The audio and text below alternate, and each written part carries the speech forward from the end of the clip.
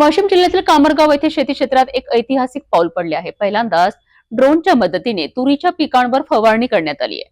कामरगावमध्ये ड्रोनद्वारे झालेली ही पहिली फवारणी शेती क्षेत्रासाठी एक आदर्श मॉडेल ठरू शकते।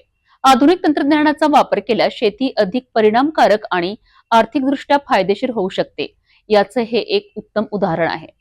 वाशिम जिल्ह्यातील कामरगाव येथे युवा शेतकरी शिवाजी किसनराव पाटील यांनी शेतीत आधुनिक तंत्रज्ञानाचा मोठा वापर करत ड्रोनद्वारे फवारणी करण्याचा प्रयोग यशस्वीरित्या पूर्ण केला। सांगलीवरून खास ड्रोन बोलावून ही फवारणी करण्यात आली।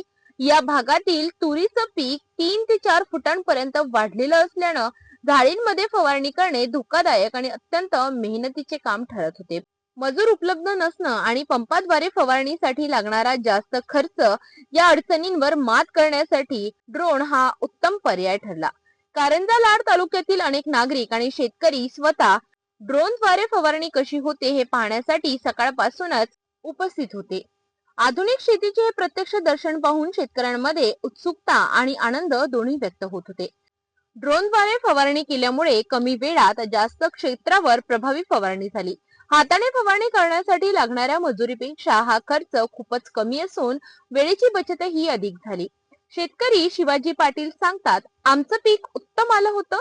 आतापर्यंत फवारणीची गरज नव्हती, पण जेव्हा आवश्यकता भासली तेव्हा ड्रोन फवारणी हा उत्तम पर्याय ठरला। त्यामुळे वेळही वाचतो आणि मजुरावरही खर्च होत नाही।